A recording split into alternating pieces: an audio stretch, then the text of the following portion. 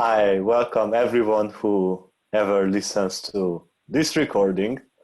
Now, today's topic will be a bit different than those of before because many times we take a statement or something and we analyze them.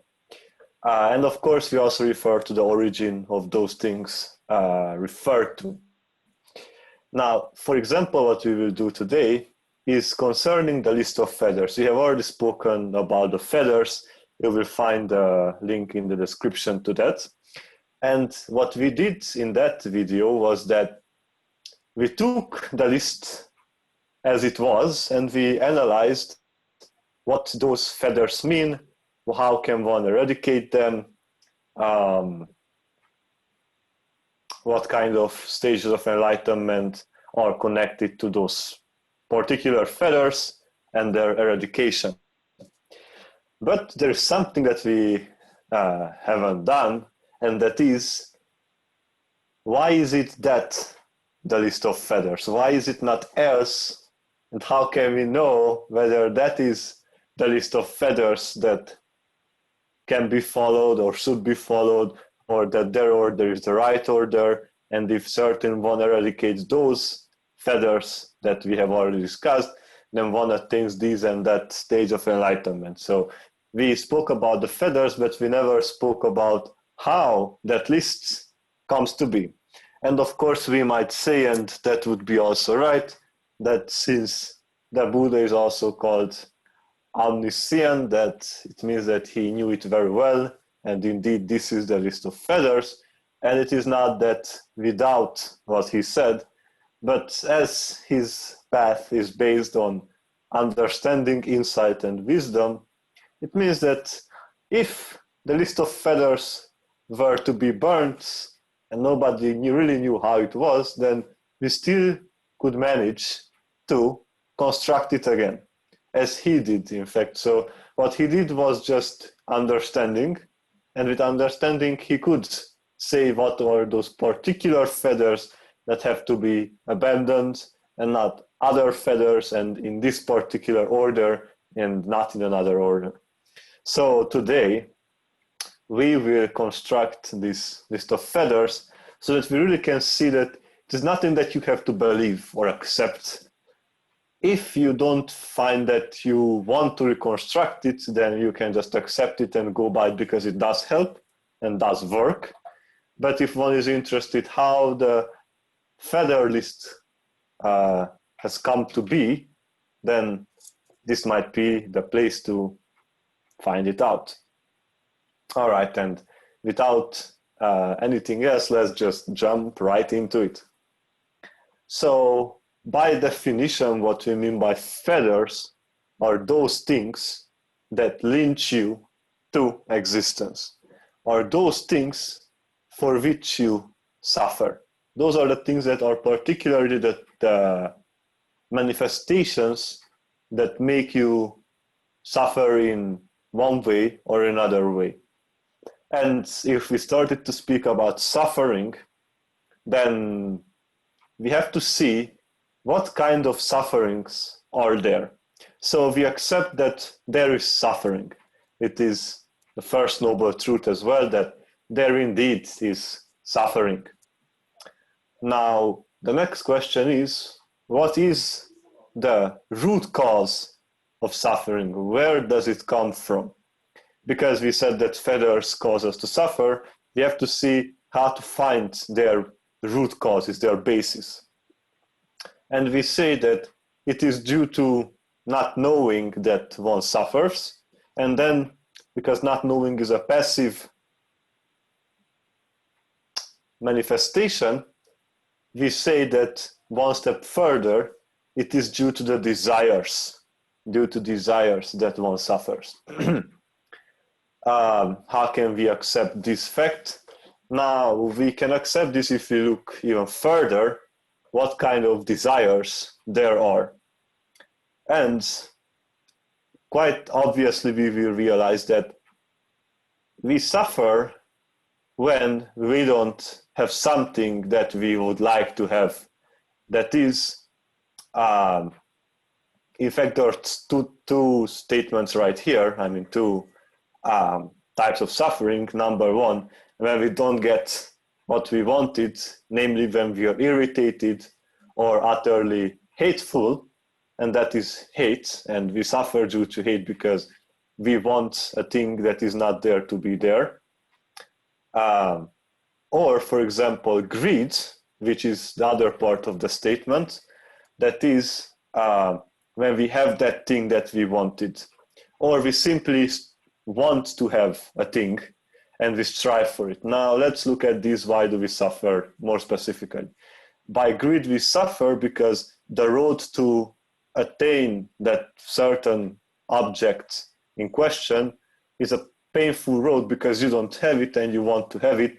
Therefore, there is an oppression of your reality, what you want, and what the reality of things is that you don't have it.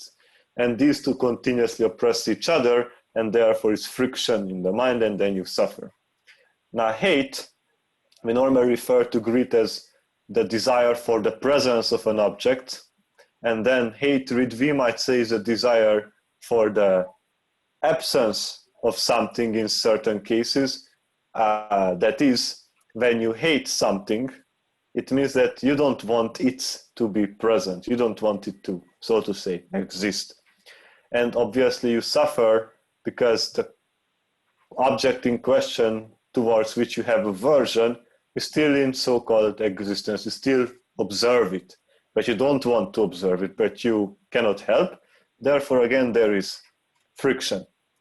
And yes, of course, there is hatred, so-called aversion, when you have greed and then you cannot fulfill. It's also simply the irritation, and the object that you don't want is the absence of that thing because you wanted that thing, and when it's not there, you have irritation because you want it to be there and it's not there. So these are two ways of suffering when there is greed and hatred. Now, I said that in fact the basis of suffering is not knowing, delusion. Because if you knew the nature of greed and hatred, you wouldn't give rise to it. But as it is not known, one gives rise to it. So therefore, the third way of suffering is simply delusion. It's like, how could we define this suffering through delusion? Well, we shall see that there are in fact fetters which are purely based on delusion and not greed and hatred. But as obviously we saw that both greed and hatred are based on delusion. However, there can be delusion without greed and hate. That is, let's say, somebody is simply restless, as an example. There is no greed nor hatred, but one does suffer because one doesn't find peace. So delusion in that sense is also a more passive type of suffering. Nevertheless, it is to be seen as suffering. All right, so first we had to identify what are the things that we want to see manifested. Because if there is only greed, hatred, and delusion as the roots of suffering, then it means that all those fetters that we try to identify have to be based on these three in a way or another way. So what comes next is to find particular greed, hatred, and delusion which manifest in particular ways so that we can call it a fetter. Now, there are certain ways to do this, and then the interaction with those who are participating here with me starts. Now, there are certain ways. One way is like, so to say, brainstorming.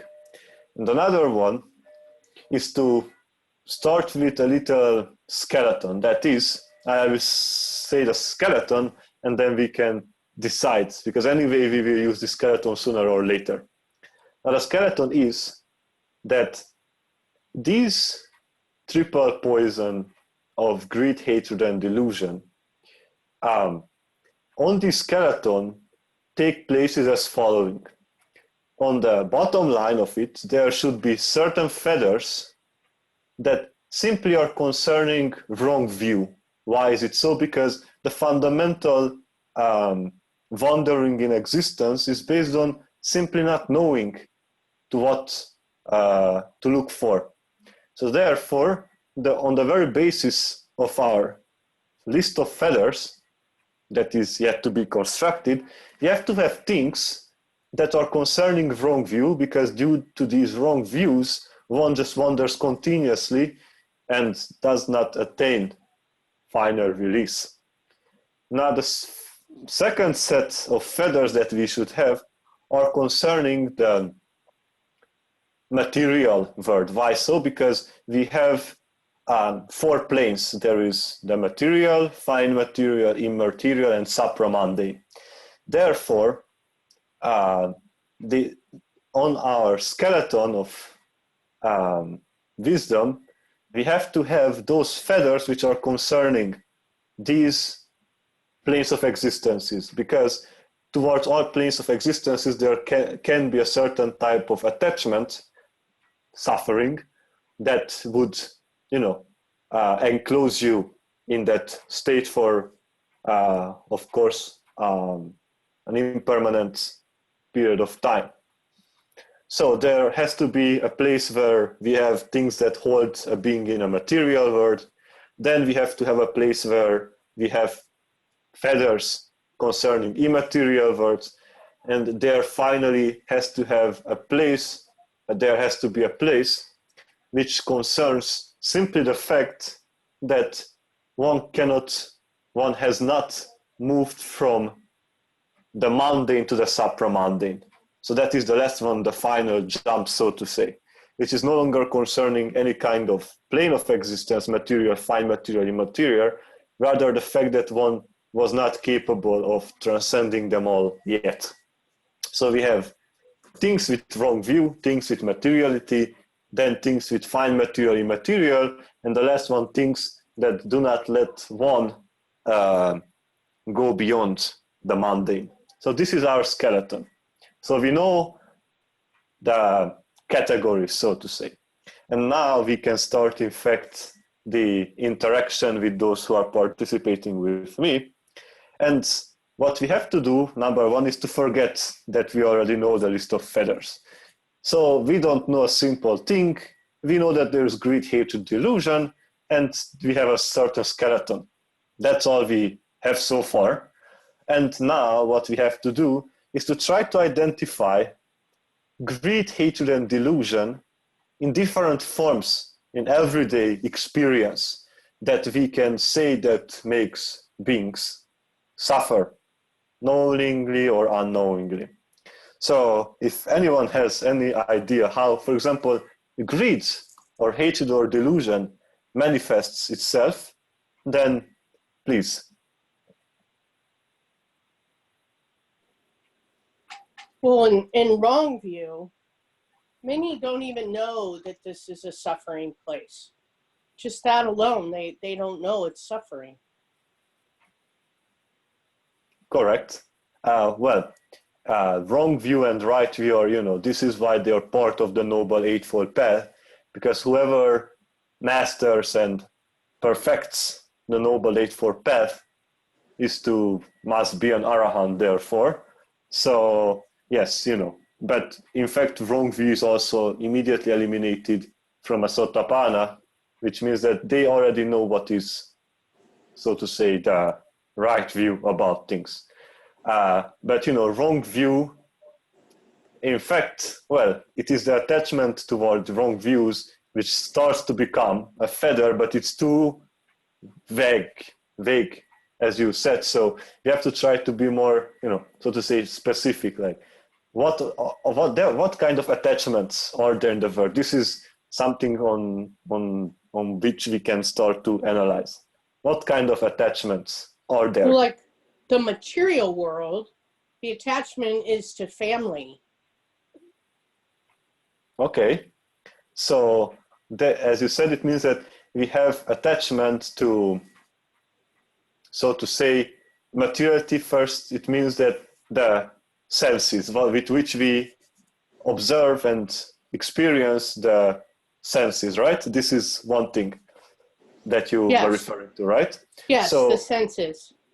If we have the senses, and there is attachment toward the senses because we started from attachment to something and you said to the senses, then it means that certainly sensual attachment, sensual desires must go on the list. It's something which can be accepted by most of us. If somebody has any counter-argument, that please come forth with this, but if not, then we can write on our piece of paper sensual attachments. Sensual desire, sensual attachment is the same thing.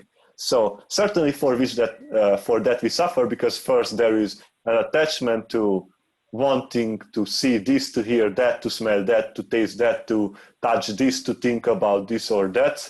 Where thinking is already a different one, but fundamentally we say that there's a continuous attachment to to forms and their qualities. So the senses, because of the senses we suffer, because the moment they are not present anymore, there is suffering because we cannot handle the fact that there is an attachment in the mind, but the object in question is no longer there. So yes, on our list we can write sensual desire, sensual attachment.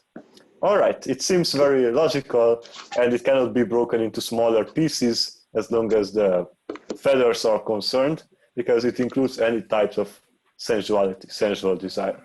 All right, and then you said family, for example, right? Right. Now, if we speak about family, do we speak about sensual desires, or is it something else? And why is it suffering? I find it's something else, because you're And attached to somebody outside of yourself. Family. Okay. Like you have a disappointment, a connection with them. You have an anticipation, an expectation about how family and even how others are to be. The others around here cause a lot of suffering.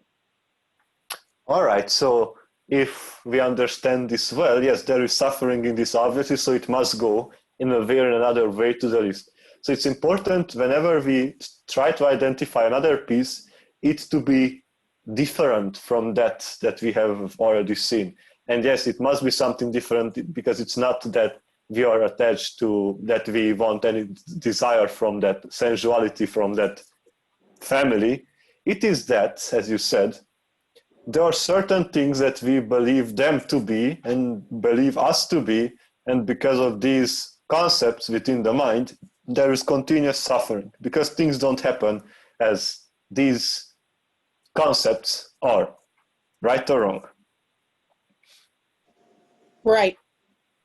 All right, so if we said that fundamentally it is that they are something and we are something, and therefore we have to work in a certain way, it means that we fundamentally speak about their identity, what they are to be seen as, what they believe themselves to be seen as, what they demand others to see them as.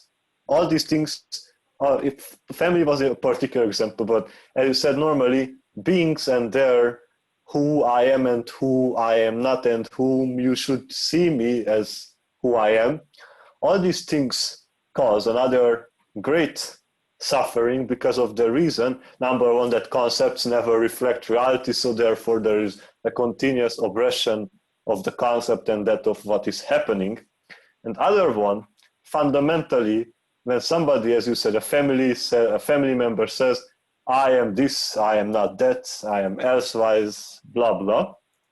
Fundamentally, there's an attachment to the so-called 5 aggregates of existence, and that is to their form, namely, I am your mother. Well, I am your mother, particular is not concerning your form, it's in fact another aggregate, which is mental formation.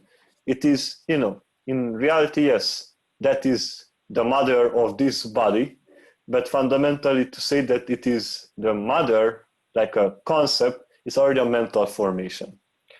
It's like, so to say, an opinion, a view about it. Then another is feeling, perception, and consciousness. So these are the 5 aggregates: form, feeling, perception, mental formations, and consciousness.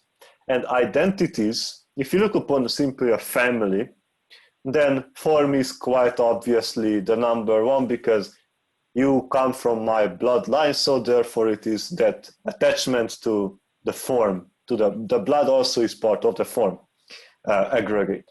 Then there's attachment to the feelings, namely that we belong together, and there is this feeling of belonging together, for example. Of course, it is also mental formation, but as long as if we just speak about the feeling that it gives, it is the attachment to that feeling, particularly about families I speak, because that was the example that our great friend brought. Then perception, it means simply how you got to know things. It means memory. And it also plays a big part, because do you remember when you did this to me? It's also part of the identity, because there is an obsession. There is a clinging to the five groups, to the five aggregates. And then consciousness, it simply means experience, what was experienced. So yes, identity therefore becomes another feather, because the problem with identity is that these five aggregates, because everybody, whoever has identity, identifies with all of these or particular one of these. And therefore, it's important to understand that all these five aggregates happen to change moment to moment. There are no two consecutive moments, let alone 10 minutes later or an hour later, not even two consecutive moments within which the aggregates stay the same, not two consecutive moments. So identity therefore becomes a suffering, because you cling to something and you take something permanently, which in fact is not permanent. And again, you happen to see this oppression of what I think I am and what is really going on. So yes, identity also goes on that is because it's a craving, it is a greed, obsession with the presence of aggregates, that I am that. It's not even that you are obsessed with them, it is that you're identifying with them. And of course, there's an obsession because of the identification. All right, so we have sensual desire and identity, and both of them are greed-based. And of course, there's delusion, but their most powerful factor is that of greed, because there is obsession with the presence of something. All right, what other things could we name as certain greed, hatred, or something that, just think about everyday life. You don't have to go too far. What are the things that make people suffer? Sensual desire, we have that. Identity, even better, we have that. What other things are there as suffering?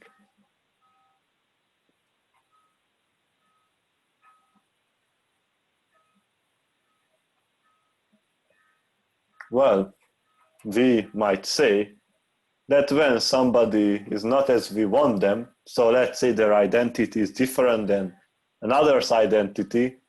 I am from Europe, you are from America. Already a big problem. And what happens next? If there are two identities, obsessions with identities, and they don't match, what is the reaction? In everyday life, just think about it and you tell me. What is the next step? You are one way, there is somebody another way, both of them obsessed with their identities. When they meet and the identities confront each other, what happens? A friendly laughter? Maybe not.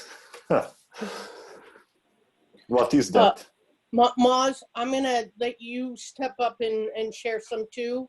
So I'm going to be quiet. So if either one of you would please, that would be great. Thank you. Some distrust in the other. Distrust, that is possibly okay. Some possibly some anger, and that your belief is superior to theirs. Yes. Okay, very well said. You said, well, anger is what happens because the very first, could you repeat which was the first that you said? Yes, Distrust. distrust.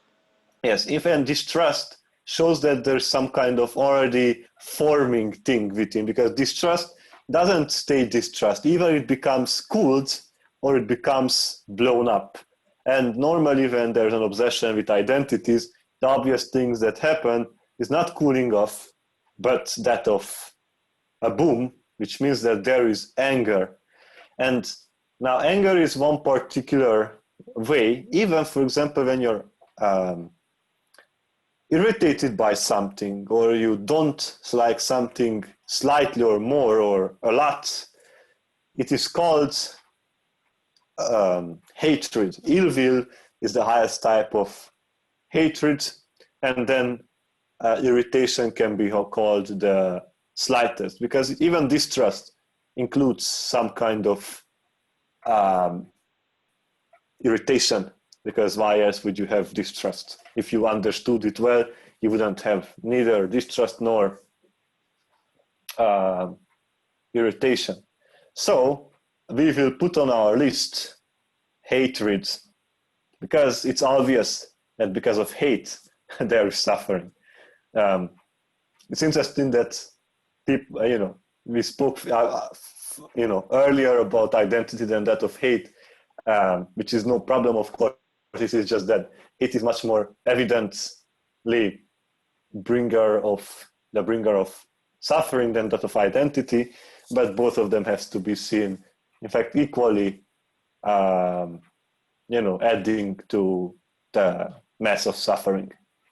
All right, so far we have sensual desires, identities, and anger. And you said something at the end, which was anger and, could you repeat that part after that?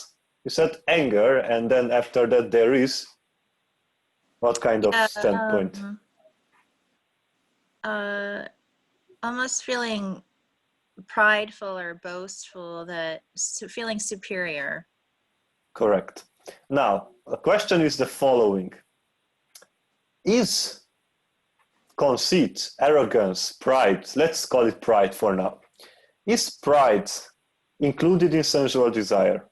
Yes or no? We have to see whether it is already on the list or not. This is why. No. No. Is it hatred, purely hatred? No. No, because you can be just proud without another one. You just, boost yourself up to become proud of for whatever reason. Is it identity, purely identity? Well, it can be like prideful of having an identity, but I'd say it's different. It's different because let's say that you give up identity. Just imagine that because we know that it's a feather, because we saw it is a type of grid, let's say you give up identity. Can you be proud of your, you giving up the pride proud in the sense that I have done that, others have not done that yet? Is a type of, yes, but it's not about identity, because we have just established that it's because you have no more identity. And when you see others with identity, if there is type of superiority that is felt, it is pride. Okay, very well. So we will not put pride as it is on the list, because it is exclusively about superiority feeling. What about if we speak about superiority, then there are two other ones. Which are the other ones? Superiority, and there are two other components of arrogance. Conceit? But it's also, in general, it's conceit, yes. And pride is one type of a conceit. And there are two other types. If there's superiority, if you are superior, then the other one is how? Inferior. So inferiority would be the next one. We will discuss that. And what would be the third one? If you don't feel neither superior nor inferior, but you feel somehow with the other person, you feel how? Equal? Equal. Very well. All right. Now, we completely saw that superiority is has to be a feather, but is it only superiority or also the other two so that we can call it conceit? Can we call inferiority a conceit and equality a conceit? And I will give the following example. If we understood that there is no self in the identity, we understood that, you destroy identity, it means that you also understood that there is no self in the aggregates. Therefore, in pride, you no longer feel identified, you have no more identities, but what you have is to look upon another and say whether they're above or below. Now, the problem with this is that there is, it's like the skeleton of identity could be this conceit that you still assume that the whole process of life and that of enlightenment is something personal rather than a process. Processes are impersonal. It means that they do not include a being. They just run in their own course, which means that as there is no self, not even an identity, nor in anything else, it means that to say that being is superior or inferior assumes a self. Do we accept it or not? Some kind of essence to it. Yes, it's like a judgment. Yes, it assumes a certain being. It assumes a certain I-ness or a certain feeling towards that, which means that, yes, inferiority also becomes it. How about equality? Why should equality also be seen like I am equal to you? I will give an example to this.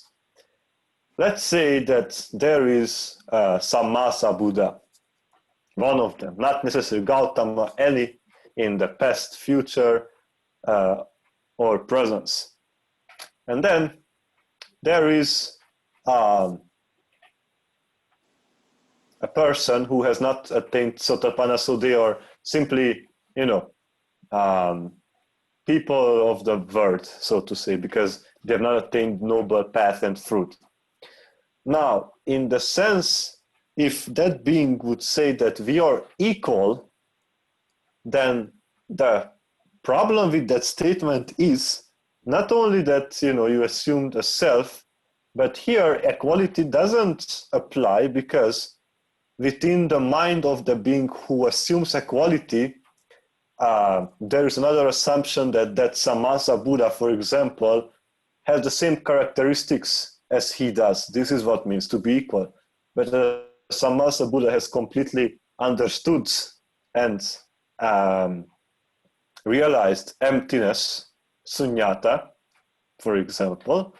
Therefore, to say that they are equal is to say that the Buddha has not attained enlightenment. Therefore, equality feeling is fallible. And it's also fallible because of the fact that you assume a self that could be equal to another self. If you look about processes, you will not speak about this is equal to that process. If you speak about processes, just imagine, like, let's say that you have the identical laptops and identical in the sense that they were made by the same producer, whatever. And let's say that both of them have some problem and you have to help. You cannot say just like they are equal. Instead, you will look at the process. Well, this has this, and this problem, and that has that, and that problem. Because the simple fact that the life continuum, the bhavanga, is not the same in any two beings, to assume any equality means that you don't understand that the process is running, not a being who runs the processes. The processes run by themselves, and even the assumption of a self is just the accumulation of processes, nothing else.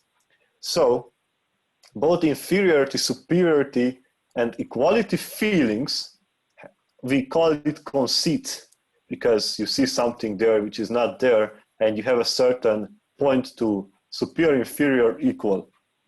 So, conceit indeed goes on the list. So, could Mo tell us what are the things that we have identified so far? Yes, 1 second. Or several notes. All right. We have sensual attachment and desires, identity, hatred, anger, and conceit. So there's 4 of them. Yes. All right. So we have 4 of them already. Now, in order to, see how much we might have left, the following thing has to be seen. Does hatred have any other manifestation, the root of hatred, than hate itself? We have to see whether there is or isn't. And if there is no more, then we don't care about thinking about it anymore. So, is there any type of other hatred than hate itself? Other manifestation. And I say again, hatred includes everything starting from irritation towards ill will. All of these things are included. Aversion, not liking, displeasure in something, all these things. So can there be any other manifestation of hate than that of hate itself?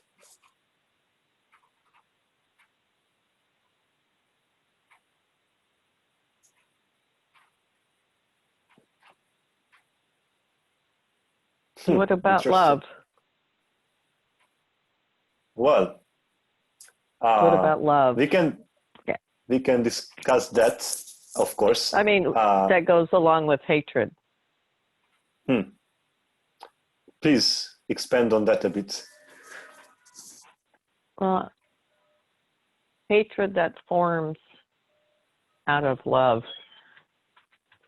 Oh, hatred. So if there is someone who was taken as a beloved, for example, and then in the course of processes that certain love is destroyed, and then what is left in many times in many beings is that displeasure, that aversion towards that being, right or wrong? This is what you were referring to, I assume. That is correct. Yes. So,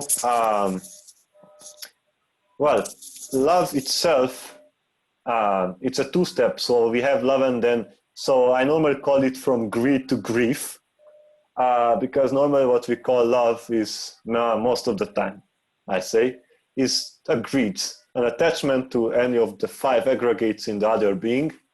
And then grief is that when you cannot bear cannot accept what happened, and then there is hate. So in itself, love either goes towards identities, when there is identity and then the feelings that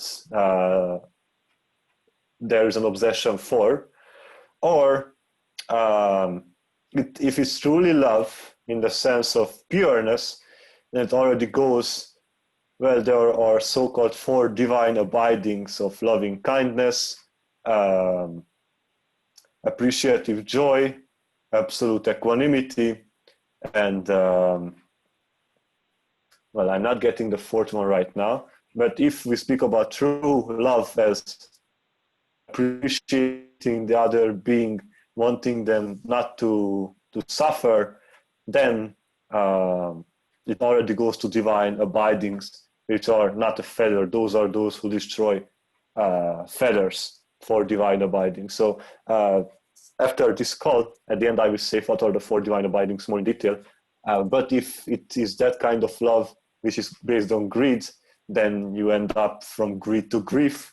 And then we have already seen those based on identity, conceit, and hate. And it was a very good point that you made. Now we have to see if there is truly anything different from hate that is based on the root of hate. You see, if you look at hate as we saw greed, and we saw that conceit also includes a bit tiny of greed, but it's mainly in fact delusion. Like I would say 90% delusion, 10% greed, or even less from greed. We saw that greed is very, manifold. But can we say this about hate? Because hate, it means that you repulse, you reject something with a certain sense of anger, so to say. So you have the object, if you on identity and sensual desire, there was greed station, that of identity or that of sensual desires. Now, if you speak about hate, it doesn't matter what kind of object it takes. Will hate itself change, or is it just the same kind of thing, not something different from itself in the different objects taken?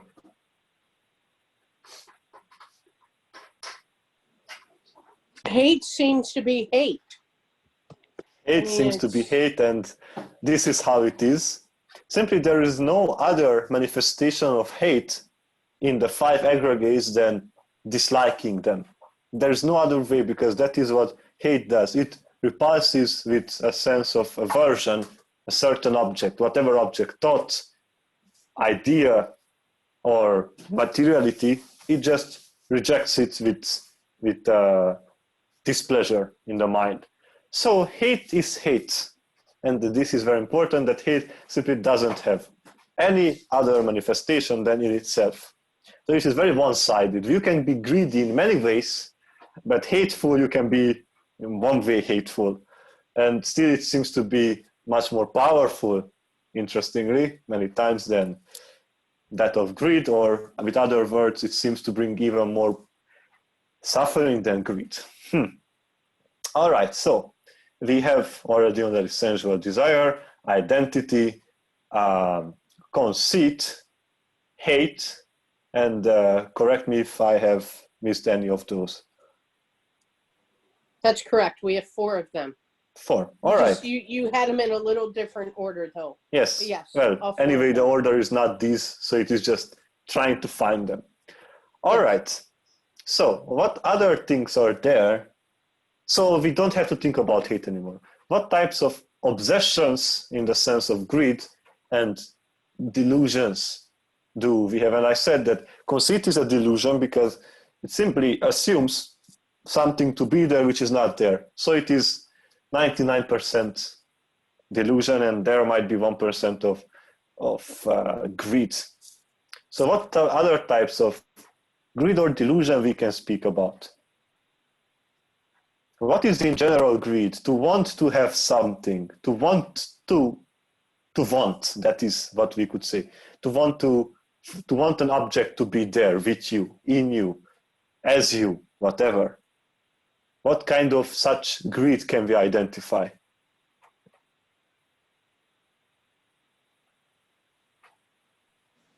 A type of desire? Okay.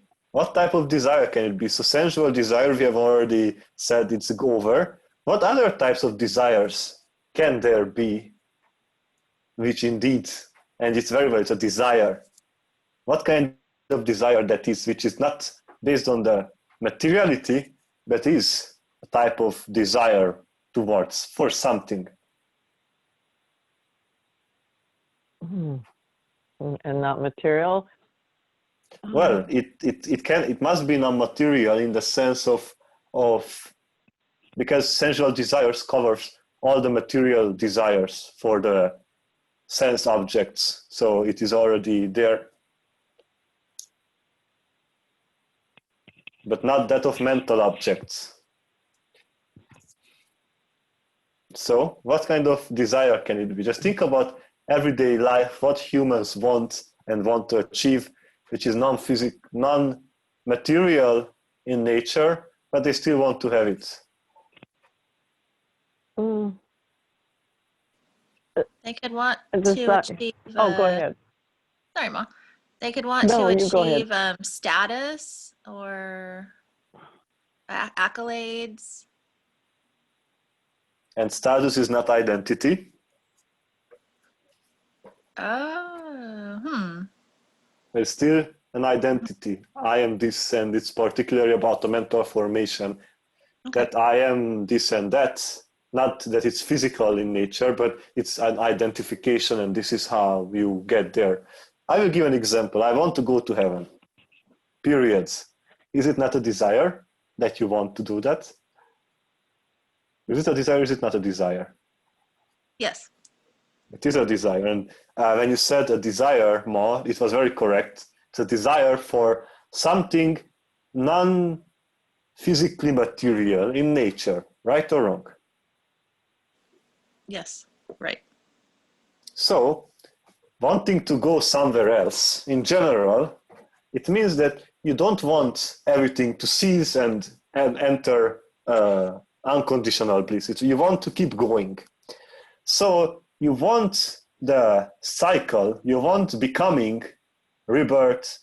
Even those who don't believe in rebirth but say that they will go to heaven, they also acknowledge that they will be reborn there, because here you have a body and there you assume that you will have a body. So right away this was one body and another body, so you reincarnate, re-embodiment. So it is a rebirth desire after all.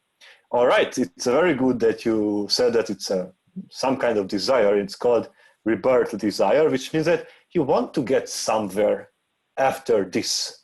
You don't want everything just to cease and enter ineffable bliss. You want to go and experience, so to say. And then this heaven thing, well, if we want to really understand, there are at least 20 types of heavens. So when people say they want to get to heaven, then normally I ask, which one of these do you prefer? Because if you look upon the jhanas that we spoke about, every jhana word, every jhana consciousness is also a type of word, which means that if a certain jhana is within you, which was cultivated very much, then that will be your next birth, a jhana word. And then you have 4 fine material, because the second and the third jhana are taken as one word.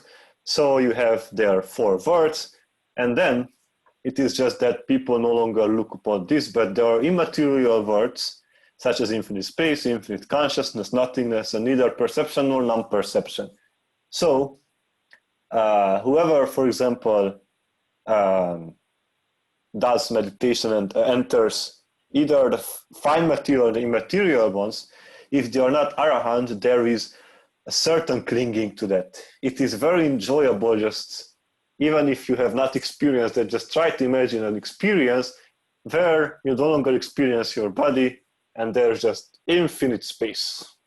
It can be said to be quite freeing experience, because you no longer see forms.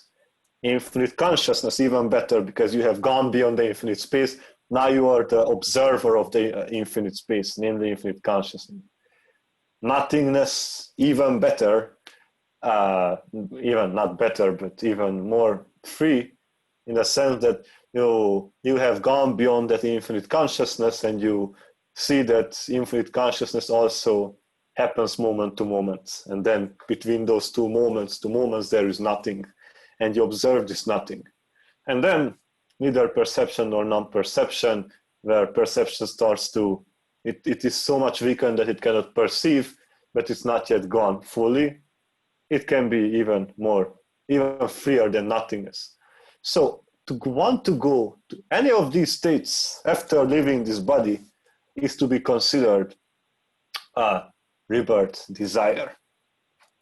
So, because we know, and you see, I said that skeleton about the wrong views, things that get you in the physical, for example, sensual desire, we'll get there, things that get you to the things that are concerning the not physical, for example, fine material and immaterial.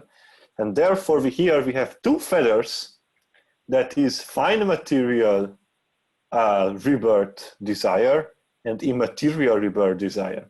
Why is it 2? Because in order to go to the immaterial, you have to abandon the fine material. This is why there are 2 feathers, because they are concerning 2.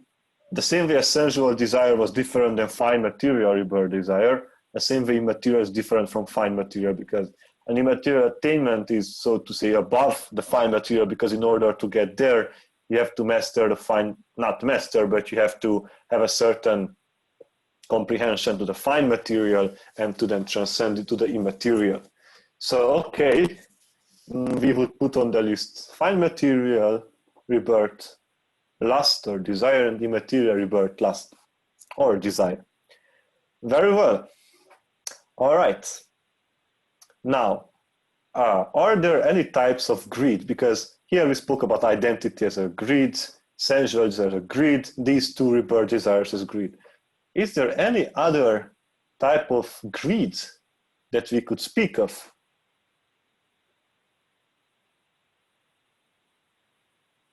Just think about everyday life. What if you have already spoken about identity? We spoke about identity. So identification, it means that you have certain thoughts, you have certain opinions, right or wrong. You have certain opinions. Now, opinions themselves would still be just part of the identity as mental formations and nothing else. But think about the following way. A Buddha or an Arahant comes and they say that they have seen the end of suffering. What can you do? What kind of options do you have here? Let's say an Arahant tomorrow morning appears to you and they say that they have the key to freedom.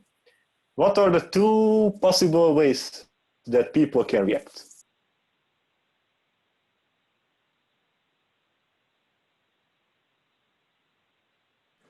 They run and hide, or they say, okay, show me how.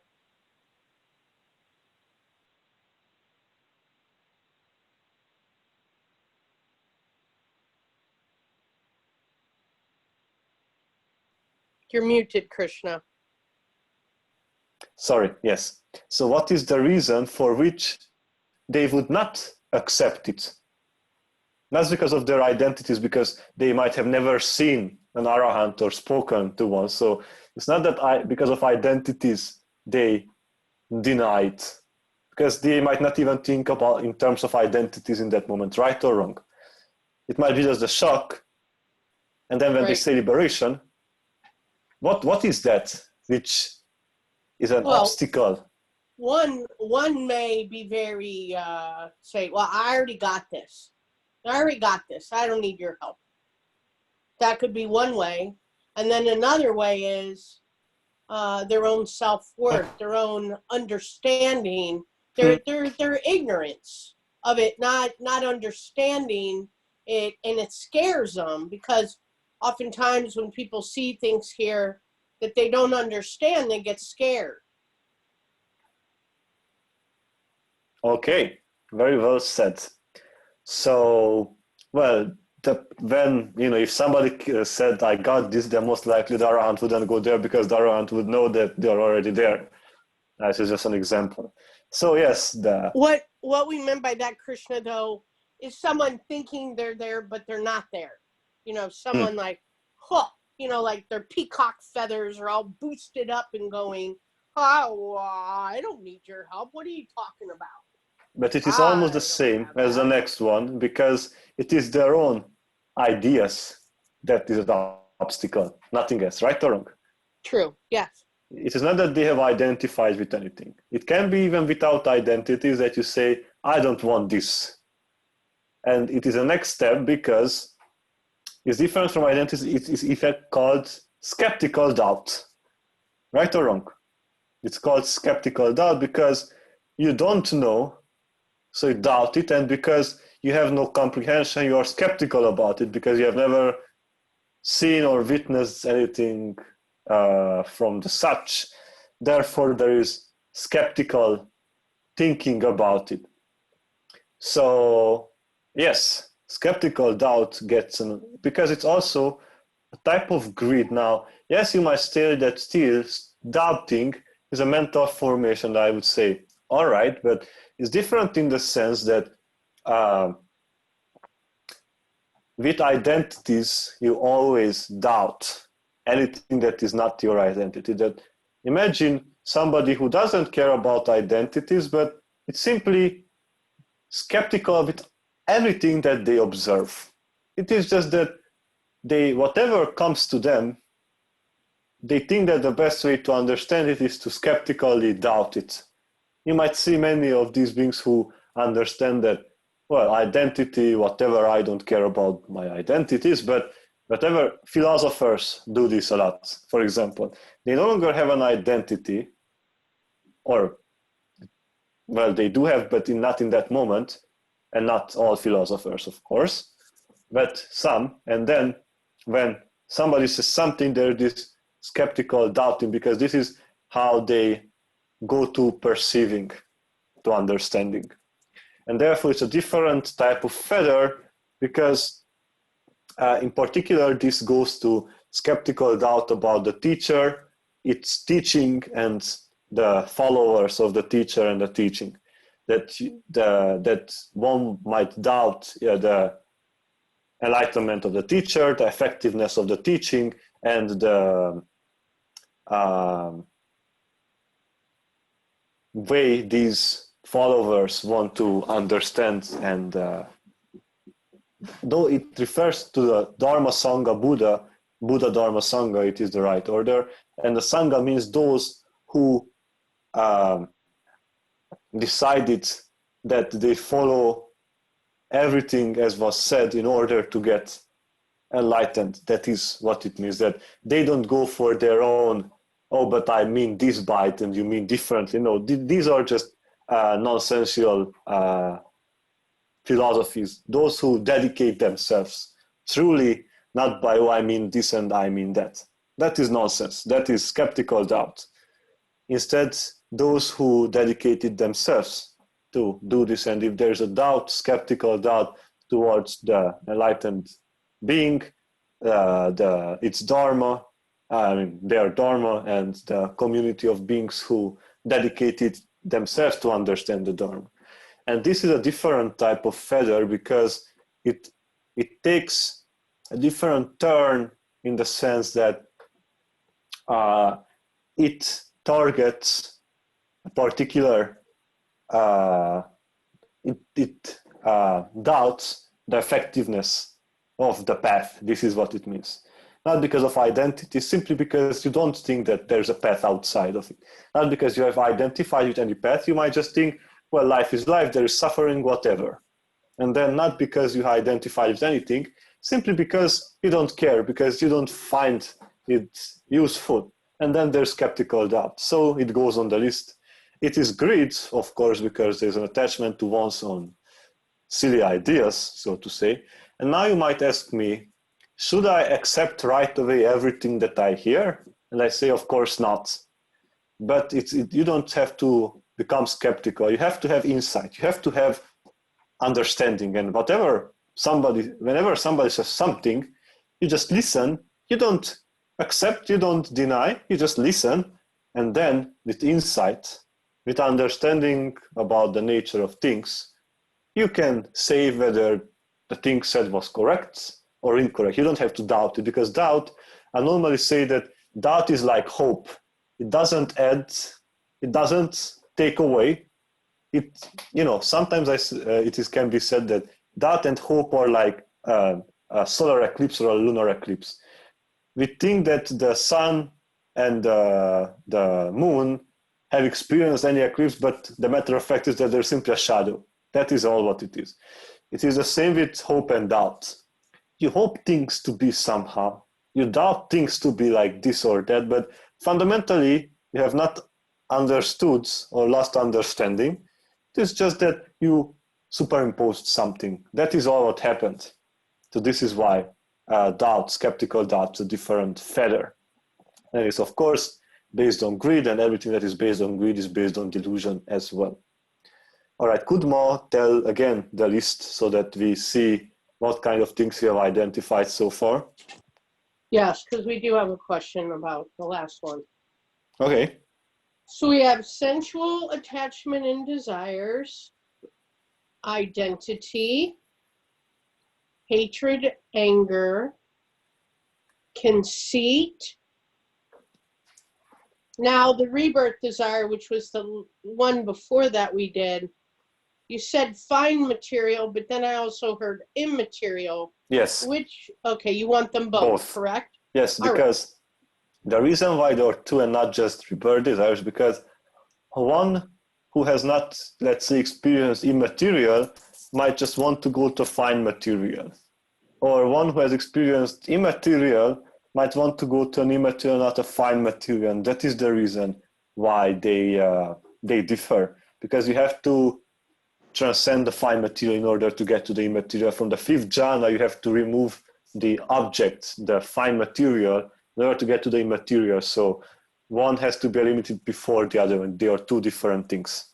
This is why. Wonderful. I want to make sure they were both supposed to be on the list at this time. Wonderful. And then the one that we just came up with is doubt, skeptical doubt. Yes. And that is what is the question about? No, it was the one, the rebirth. Before, okay. Yeah, I just wanted to just wanted to clarify. Yeah, Exactamundo. Thank you. And how many do we have so far? 1, 2, 3, 4, 5, 6. We should have 7. 7. We have 7. All right. Okay. Then, so I said that there is a simple fact that we have wrong view about things. And what are the wrong views? So for example, you have already said that identity. Is it a right view or is it a wrong view? That you think that there's an identity? Can it be considered a wrong view? Thinking that there's an identity? It seems like it. Correct. It is a wrong view. Is sensual desire to be considered a wrong view? Or is it just that it happens to happen in the being, but not because of having any view about things? It is because, for example, evolutionary memory, just for example. So is, for example, hate and sensual desire, are they wrong view? Or are they the things that get you into material, fine material, immaterial worlds? You know, the skeleton that we spoke about.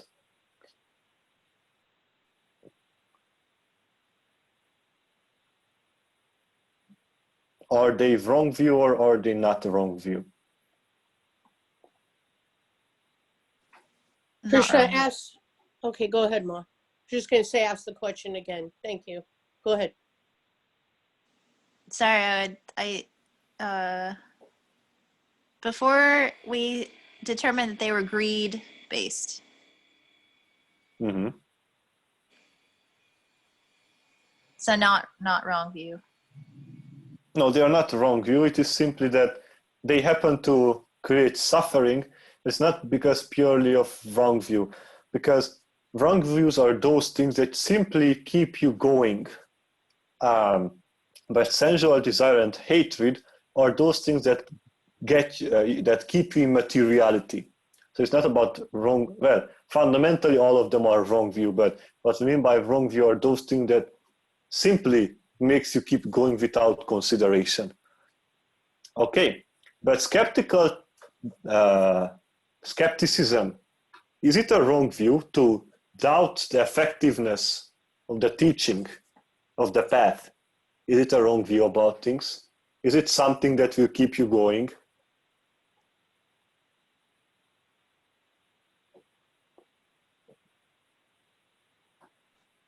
Kind of. Yes, it is. Because the moment you doubt that there is a path that really leads to liberation, you keep going because you have not found it. Okay, so identity and skeptical thinking are things with wrong view. Now, there is something else. What is another wrong view that you could think of, if there's any, which is concerning, like, you know, people want to go to, just look about normally what people think. Well, they want to go to heaven or whatever. And what are the means So that is the path that they want to take, but they don't get too far because they end up at most in fine material things, if you speak about general material, but those are not liberation. Those are called heavens. So what is, if they doubt the path and they take another path, what is the thing that beings normally do to reach this path? How do they want to attain their rebirth desire? What are their means? Let's look upon what do people do in order to go to a higher plane of existence. Prayer. Okay. Other things? Chanting, going to church. Okay. So all these can be in general called, what are these? Like Ritual. you do something ritual. You do something systematically because it is set to lead to liberation. Nobody ever says why, but it is said so why not? This is the counter argument, but we shall see why not. Now, there are two reasons why, and rituals also are taken. In fact, how we normally say it is that attachment to the rituals in the hope of attaining liberation. So, but normally people do rituals in order to attain liberation. So now the point is that if rituals truly released beings from suffering, then just I should look outside my window and I should see millions of beings liberated, leaving their forms, whatever teaching. But the fact is that they're still suffering. So it means that they did not do the job because what is the argument is that liberation is to be realized here and now. You don't have to wait for an after death, post-mortem, whatever. Here and now, if you can do that, and it is possible to do that because we have seen beings in the past doing it, it is here and now.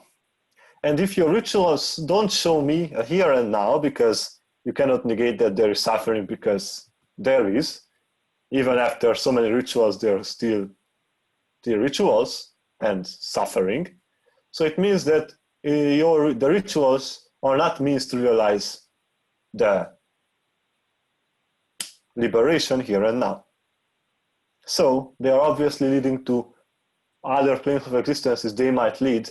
Simply, let's say that you do good things, everything, you end up in a sensual heaven. There are sensual heavens, which are normally called many times astral worlds. Parts of the astral worlds are simply sensual heavens, so to say. Or those who, meditate and do it as a ritual, I must do it because it was said. So they might even attain jhanas and end up in a jhana where there's a end of the ritual, but nobody has ever ended up being liberated through rituals because rituals are finite things. They are done in the mundane world. And if we speak about liberation as the supramundane plane, so to say, then obviously the liberation toward the supramundane is done by something supramundane, not by something mundane. Mundane will lead you to mundane, supramundane will lead you to supramundane. That is very logical and accepted.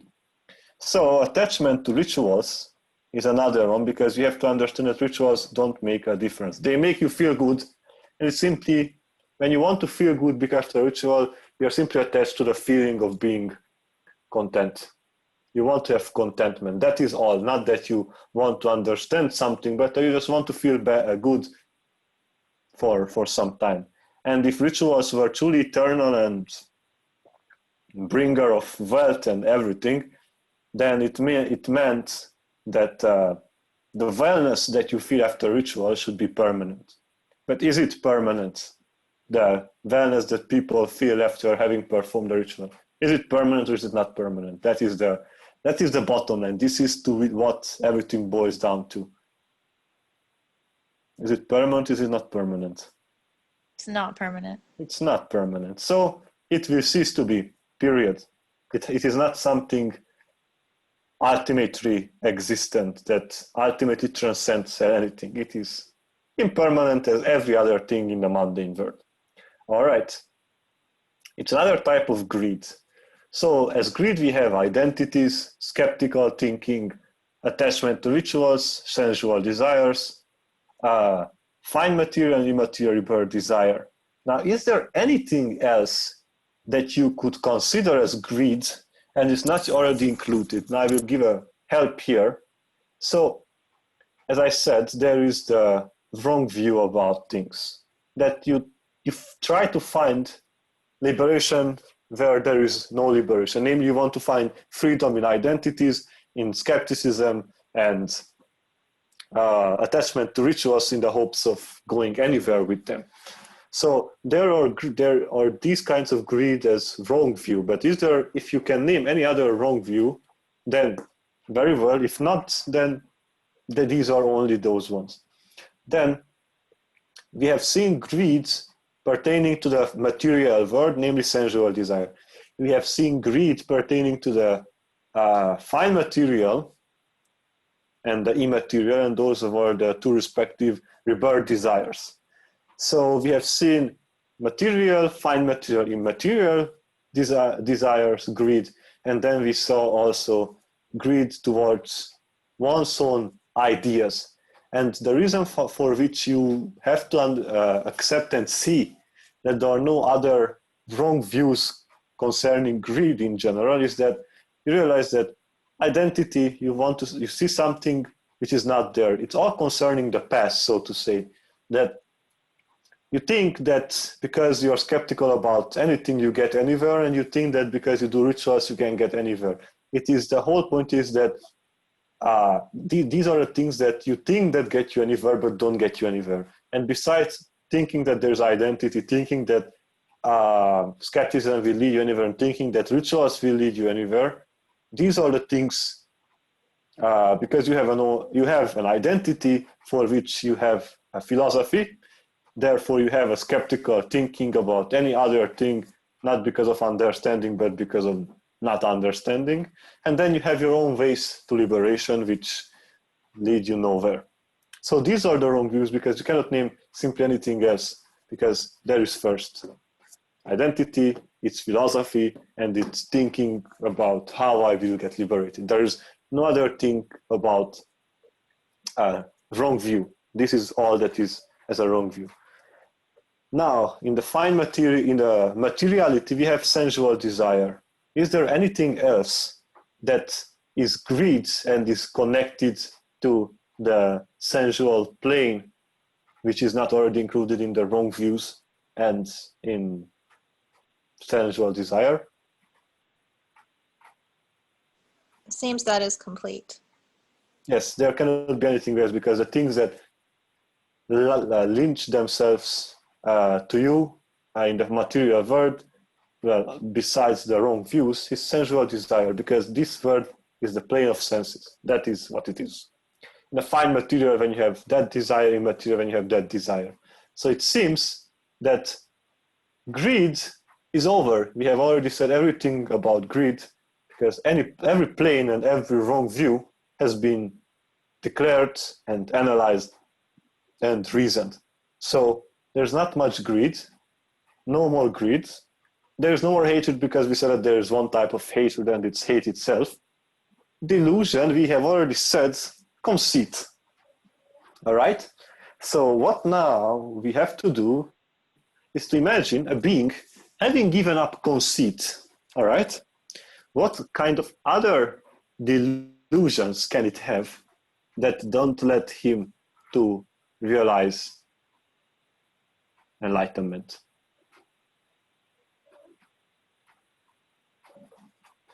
What are the things that make us passively suffer, not as greed or hatred, but as simply purely delusional, so to say? One is conceit, which is almost purely delusional. But what other things are there which are purely delusional and make us suffer?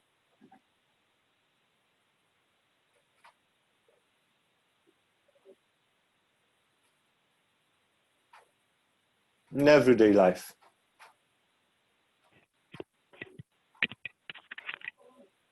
Jealousy? Jealousy. When we are jealous, normally it comes from sensual desire, right? Most of the times. And conceit, of course.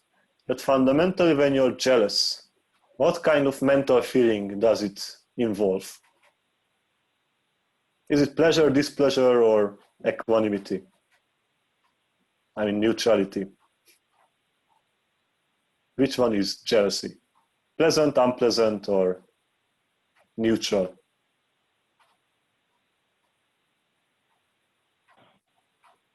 It's a displeasure. It's displeasure. And because it's displeasure, it goes to hate. Because only hate has, like if you speak about types of consciousnesses, only hate has a displeasure as a mental state. Greed is either joyful or neutral, and only hate is with displeasure. So whatever displeasure you might feel, it is connected in that moment to hate and not to anything else. So jealousy, of course, there is delusion in it, but there's also hate. And hate, we've already discussed that there's only hate as hate. And jealousy is also when you're irritated, because you're irritated about that fact. So it's not different from that much. It's another manifestation of hate. And then conceit also is there, of course. So right now we should try to find something which is not greed and hatred, just purely delusion. Delusion simply means not knowing about the truth of suffering, so to say.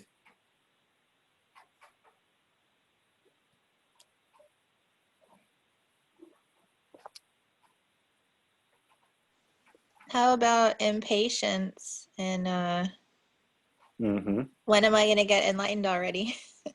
Very well said. So here I want to make a distinction. Impatience in the sense of irritation goes to hate. Impatience in the sense of not finding rest at last in my quest is impatience, but can you find a better word when you are impatient? Let me already become enlightened. If it's not based on, like, irritation, what better word could you use when you are when you cannot wait? It means that you cannot find a restful place, right or wrong? Correct. And you're impatient. Restlessness. Restlessness. Simply not finding, and is restlessness neutral? Yes, it is just like, I wish I was already enlightened. It doesn't include greed or hatred. It is simply that you don't understand that, in fact, due to your restlessness, you will not move closer.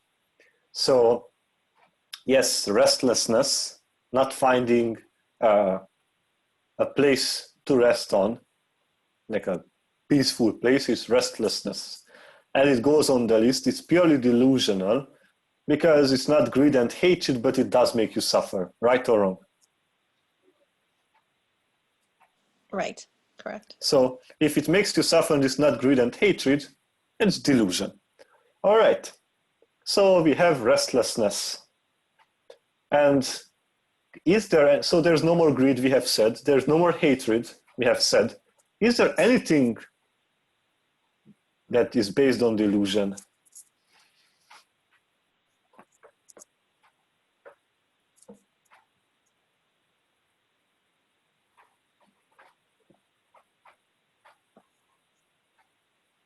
And I shall say that the answer is verily in front of your eyes, truly.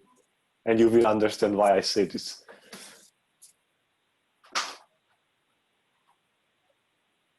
What is the root of all of this madness, of all of this craziness, of all of this suffering? What was the primordial root? The very first one. I said desire, but when I said that before, in fact, there's a previous step from which desire then originates.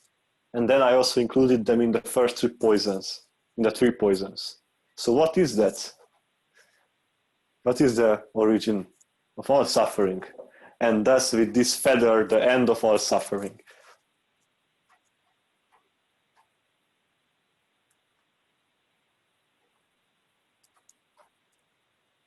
Just think about it.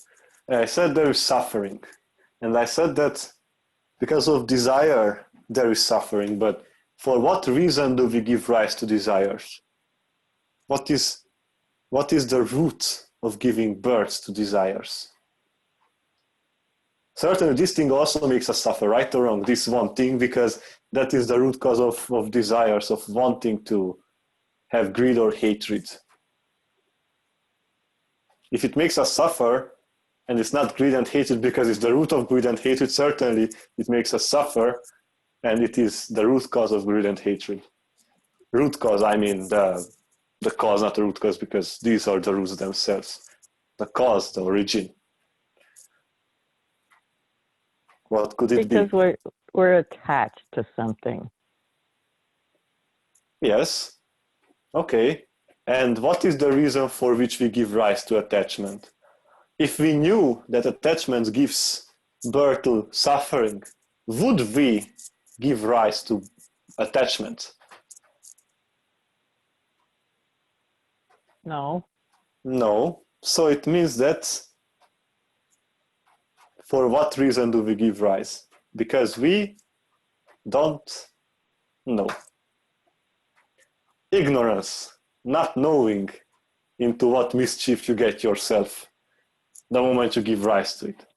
Ignorance is the last feather, because that is the origin of both greed and hatred. Because if you knew totally the nature of greed and hatred, you would never even touch them ever again. But because there is not clear insight about the nature of greed and hatred, rise is given to them. So simply not knowing that is the origin of greed and hatred, of desire. Ignorance, not knowing. And it's delusion. Ignorance is delusion. It is, well, we normally say they are synonyms. It is just that, it is under, because there are three poisons of greed, hatred, and delusion. Then if we suffer because of ignorance and it's not purely greed and hatred, then it's delusion. So the first and therefore the last feather is ignorance, not knowing. That indeed not knowing is the origin of suffering. All right. So it seems, okay, greed and hatred were done, and in delusion we found conceit when it's like, oh, who is above and below. Then we found restlessness, it's like, oh, I want to get enlightened already. And then we found ignorance as simply not understanding the root cause of suffering, root causes. Is there anything else which is based on any of these three that you would like to add? Like a brainstorm, anything that you would like to add that you find is not yet on the list.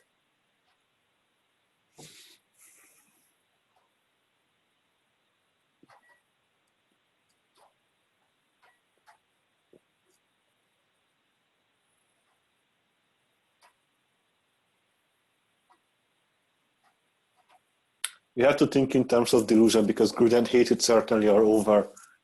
What kind of delusion can there still be besides of conceit, restlessness, and ignorance?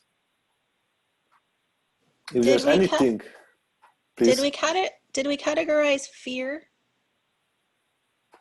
Fear.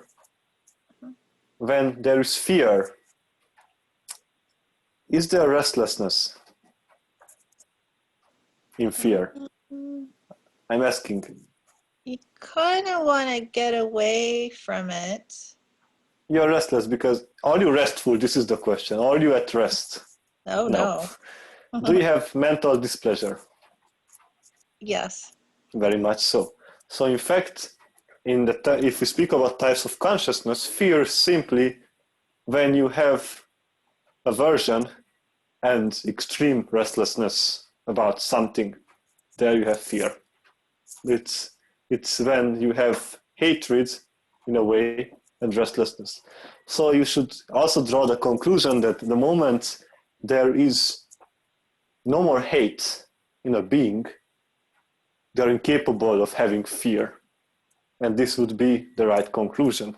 Any being who has given, with other words, a non-returner has no fears. They still have restlessness, but it's not fear. It is simply being restless, because fear includes mental displeasure. And all mental displeasure is over in a non-returner, which we have to discuss later when we arrange the feathers. All right. Yes. If there's anything that you feel that is not included, just go through human experience in general, and anything that would be delusion, which is different from conceit, restlessness, and ignorance. You might bring it up. In fact, there shouldn't be anything else, because this includes all types of greeds, hatreds, and delusion. This list.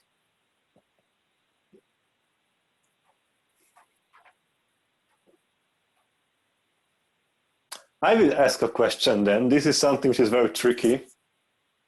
Sloth. The mental state of sloth and torpor. You might take them as a pair.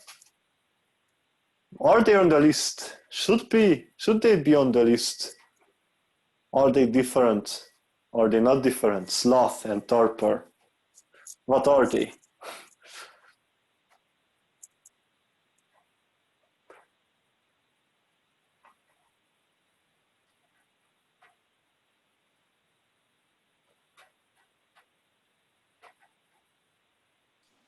It almost seems like an ill will towards yourself. And then it's an attachment to a ritual of being, instead of doing something, to not doing. When you have sloth, for example, when you just don't want to wake up from the bed because you don't care. It's not that you have aversion towards anything, nor do you have any ritual, because let's say you just woken up and you don't care and you have sloth and torpor and you just don't care and you're just, all over the place. It's not ill will, because it's not necessarily mental displeasure. It is mental displeasure when somebody wants you to do something. Yes, then there is mental displeasure, but it's not in sloth or torpor itself. It is the next step already. It's not even a ritual, because you don't think that your sloth will actually lead you anywhere. You know that it won't lead, but still, well, you don't understand, in fact, that it won't lead you anywhere. So you don't understand that it leads you to suffering in the later moments. So it is, in fact, included in ignorance. It is a type of ignorance that you ignore. You don't know about the truth of suffering and its origin. And therefore, for example, sloth also becomes part of ignorance, because it's not that you have a mental displeasure. Oh, yes, you might, and then it's hate, but when it's just simply like, oh, I don't want to do anything, you are simply like a passivated machine, then it is simply just ignorance, that there is no insight. So it is, in fact, just part of ignorance. In fact, sloth and torpor are included in the mental hindrances that will not let you concentrate on an object, for example. So those are so-called mental hindrances that eventually You see, because mental hindrances are different from fetters, because you might let aside a mental hindrance, but you might still have fetters because of that. So it's like, just because you don't have any more sloth, it's not that you have gone any closer to liberation. The fetters are particularly those things that if you remove them, you will get closer to liberation. But just because you are, active and moving and doing things, it doesn't mean that you have actually gone closer to anything. So that is why it's not included on the list of fetters, because it is removed by, for example, meditation and not by insight knowledges, because all the rest, for example, all the fetters are removed by the knowledge, starting from the knowledge of rise and fall to the knowledge of equanimity towards formations. Everything is removed by these knowledges and not by simply removing. Yes, of course, you should not have any torpor for sloth, but fundamentally, you have to go beyond this in order to do anything with respect to liberation. It is like a preliminary work, so to say, a comprehension to what is yet to come, so to say. That is why it's not on the list of fetters. Because you have sloth, now don't have sloth, it doesn't make any difference if you don't make use of it. If you don't have, you should make use of not having it. So that is why. All right. It seems that very much you have identified anything that and everything that make us suffer. Now, the next question is, what is the right order? We have 10 things and we must put them in order. Now, if you calculate, we have a lot of possibilities, how we could put them. But in fact, we have to base our list on logical reasoning. So let's go back to the skeleton that we discussed. There's simply fundamentally wrong you which lead you to continuous cycles. Then there are certain fetters which are concerning the physicality. Then there are fetters which concern the fine and immaterial world. And there are simply those which simply don't let you get rid, don't let you get free from. Let's say that you have also given up also immaterial birth desire, and then the last section of fetters will be that which you still have to abandon in order to truly get free from mental fermentation, as the Buddha would say. All right, so wrong view. Out of all these 10, what could be called fundamentally trying to find things in the wrong way? Trying to find something which is not there. What are out of these 10 certain things which you would say, well, you try to find something there which will lead you nowhere? Fundamentally, which are, what can be called these? We have already mentioned some, as you want to find. Identity. Correct. Identity certainly goes somewhere in the wrong view category.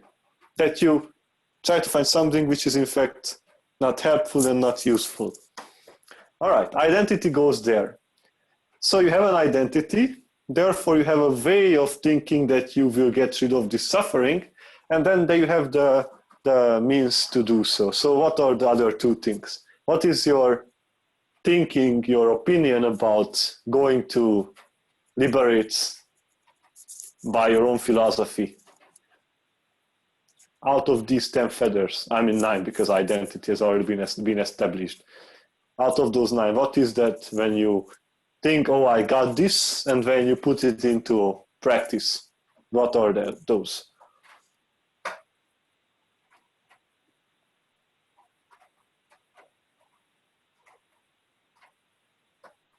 I think it would be useful if you could read up the whole 10 things that we have. Okay, we'll do. So, sensual, attachment desires. Number 2 is identity, and we already placed that under wrong view. Hatred and anger, anger. Number 4 is conceit. This is just our numbering of our list about how they came up. And then number 5 is fine material rebirth desire. Number 6, immaterial rebirth desire. Number 7 is doubt, skeptical. 8, attachment to rituals. 9, restlessness. And 10, ignorance. So we're looking for, within that list, what else would go under wrong view. Correct. So what could be something, as I said, first you have an identity, this I am. Then you say, I have a philosophy about getting free from suffering. And then the third, these are the means by which I attain that goal. What kind of feathers are there? 2 feathers in particular. Because my own opinion, I will not care about an enlightened being. I go what I feel that is right. What is that?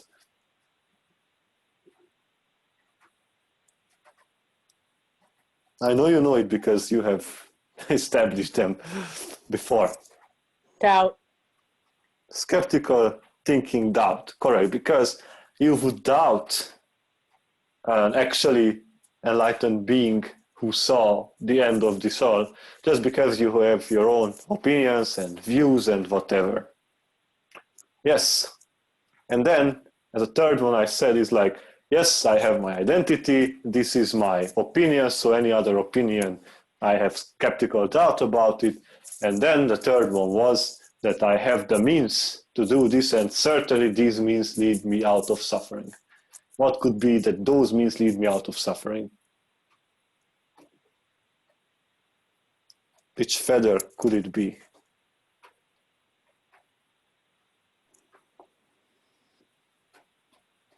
Attachment to rituals.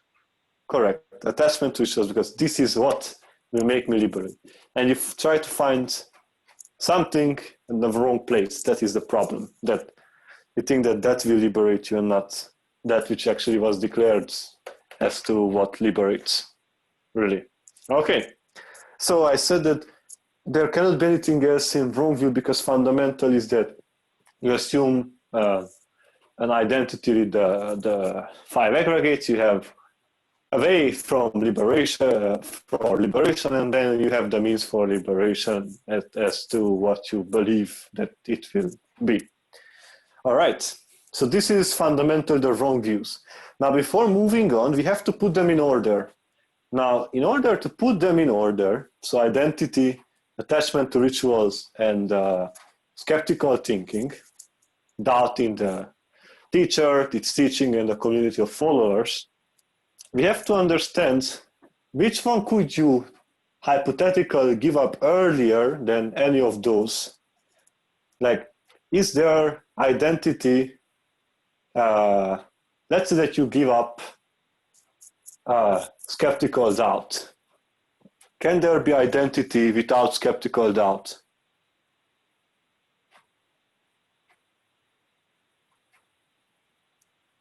Well, if you have skeptical doubt, can you have an identity, oh, I am this, I am that, and not have any more skeptical doubts? And the answer is no, because out of identity, so to say, you simply cannot give up skeptical doubts before identity, because they are rooted in the identity that you took. They are coming from the identity that you took. Right or wrong? Right.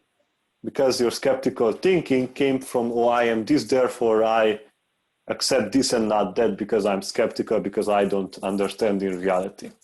So certainly, identity comes below skeptical thinking. So it's like identity, skeptical thinking. Now the question is whether attachment to rituals comes before identity or after skeptical thinking? Well, if you say that it comes before, it would mean, it would be the very first feather, attachment to rituals. Then I would say that how can you say that you have given up attachment to rituals, but you still have identities? Is it not that out of identities, then you commit to rituals? Or is it not so? That out of identities, you take a certain ritual? Yes. Yes, so it means that you cannot give up rituals before giving up the identity. And because there is nothing, so it is certainly not below identity. Now the question is whether it's above skeptical thinking or between identity and skeptical thinking. And I will ask the following thing. If the order is identity, attachment to rituals, and skeptical thinking, then you say that you could give up your rituals before giving up skepticism. And then I will say it's impossible because the rituals that you took came out from your own skeptical thinking about other beings' understanding. So it means that you cannot give up with understanding first the rituals and after that give up the skeptical thinking, because your own rituals are based on skeptical thinking. So they have to come before. Therefore, the right order, and right now Mo can write the right order of the feathers, is that first you have an identity. The first is the identity. Then you have skeptical thinking about the teacher, the teaching, and the followers of the teacher and teaching. And then the third is attachment to rituals. Because this is how it's logical, because else it wouldn't be logical, because this is the way they came to be. You took an identity, you had an idea, therefore you had doubt in whatever being, and then therefore you put in progress your own idea, that is, you started to do rituals, for example. All right, so this is purely the wrong view about things. These are the feathers concerning the wrong view. Now, moving on, if we look upon the planes of existences, there is, as I said, sensual, fine material, immaterial, and the supramundane. So it means that in order to get to the fine material, immaterial, or the supramundane, you have to be done with the sensual, right or wrong? Because it's the grossest, the most gross manifestation, right or wrong? Right. All right, so out of those left feathers of ignorance, conceit, restlessness, fine material and immaterial birth desire, hate, and sensual desire, out of these, which is directly concerning the sensual plane? Which can be? Just think logically. Out of these, certainly fine material and immaterial cannot be in the sensual, because those are higher planes of existences. Conceit, restlessness, ignorance, they are simply those things that don't let you finally be free. Even if you have no more immaterial birth desire, you might still feel this, oh, I want to finally get liberated. And that is your problem then. So the two left, which can come to the sensual, are sensual desires and hatred. Why so? Because, for example, in order to attain any fine material or immaterial experience, you have to be free from sensual desires for that moment, for those minutes or hours. and from hatred, because sensual desires and hatred are hindrances for fine material and immaterial experiences.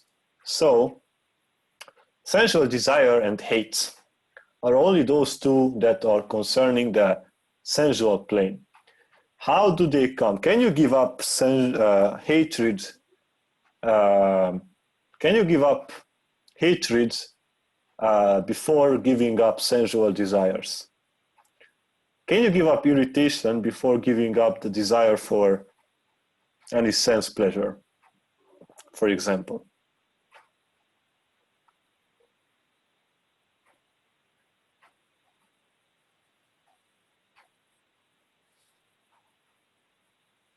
Just think about it. I will give an example. Let's say that you want to have certain food, and then let's say that you have given up hatred, because we assume that hate is before sensual desire, so you could actually get rid of hate earlier than from that of sensual desire.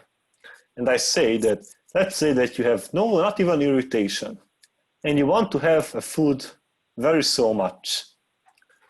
And I say, sorry, we have no more of that food, and we will never serve it ever again. Obviously, there will be a bit of displeasure, slight irritation that you haven't gotten what you wanted to get. Because as long as there is sensual desire, the absence of the objects of the sensual desire will create hatred, in irritation, or in rage, or in any of these. Right or wrong?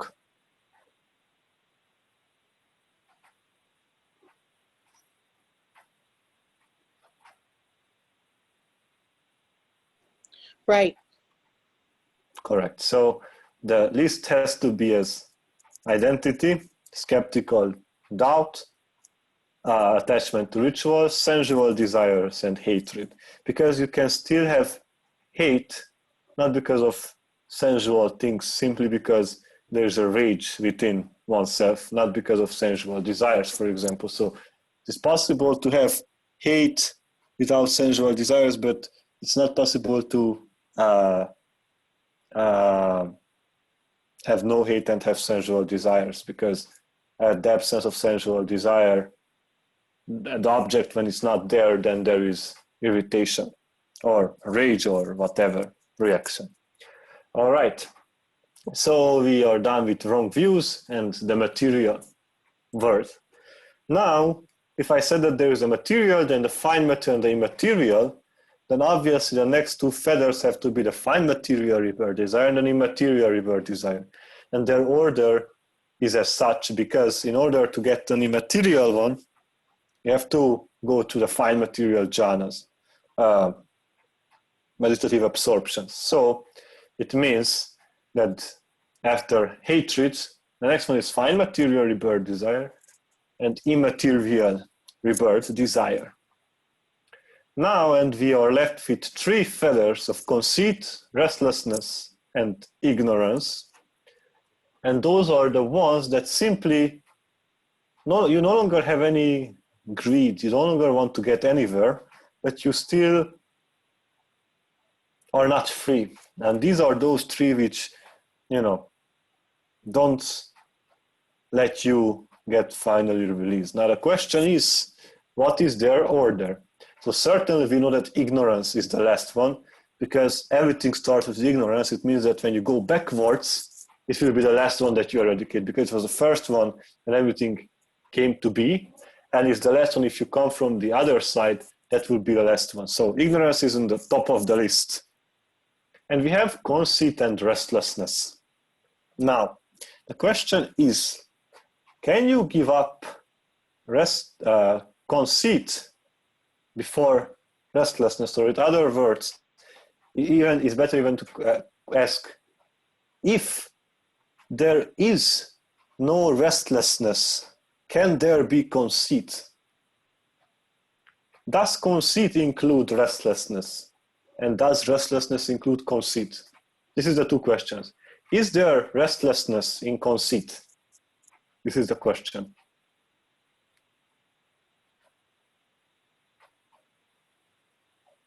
Yes. Yes, there is restlessness in conceit. But is there conceit in restlessness?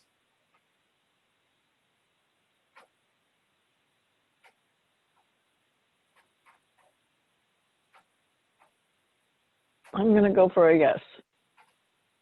Well, if there is restlessness in conceit and conceit in restlessness, it would mean that they are identical, because it would mean that one of them assumes the presence of the other one. So if both of them have necessarily the other one, then it means, so the fact is that whatever conceit there might be, there is always restlessness in it. The question is there restlessness without conceit? Because there's no conceit without restlessness. So you need restlessness in order to have conceit. But do you need conceit? So if I say that you need restlessness in order to have conceit, it means that you first give up conceit and then restlessness.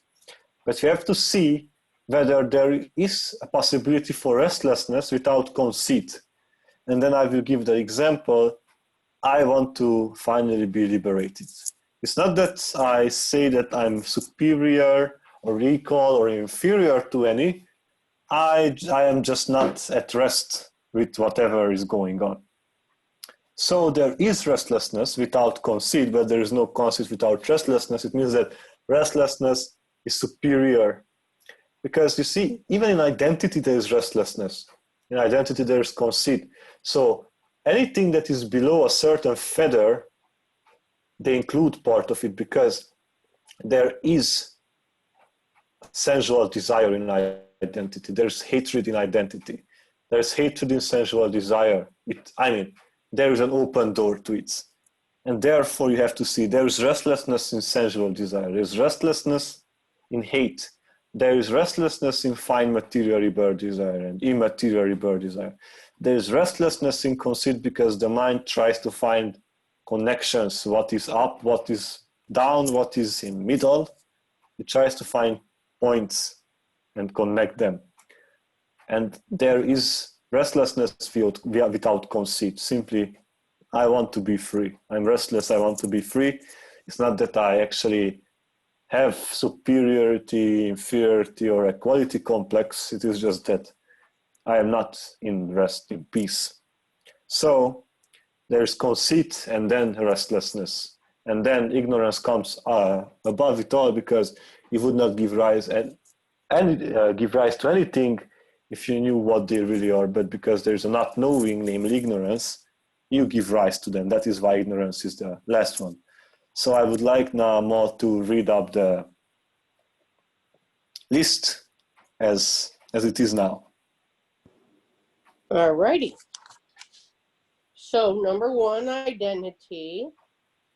Number 2, doubt, skeptical. Number 3, attachment to rituals. Number 4, sensual, attachment and desires. Number 5, hatred, anger. Number 6, fine material rebirth desire. Number 7, immaterial rebirth desire. Number 8, conceit. Number 9, restlessness. Number 10, ignorance. Yes, correct. So was it done by pure logic? Now I will ask certain questions. Was it done by pure logic, by purely just observing what kind of manifestations of suffering there are?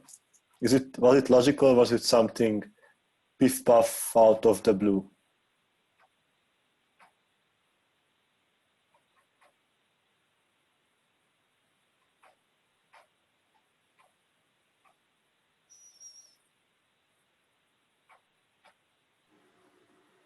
Oh, Ma, this Ma will respond, but we want to also give space for other Ma's to respond. So this Ma is going to be silent.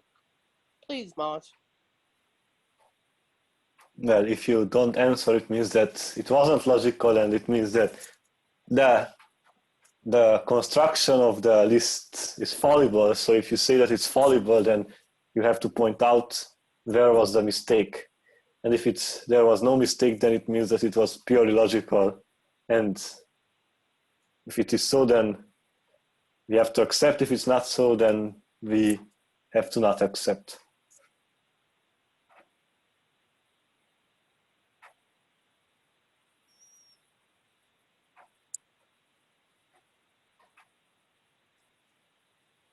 Well, the other ones might, have some issues that they have to handle. So if more answers, then we just got that too. Yes.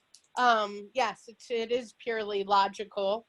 From deductive reasoning, And- we went through each item, and then even sorted out the order of each. Like this, could this be before this? And then, yes, we sorted it out very logically.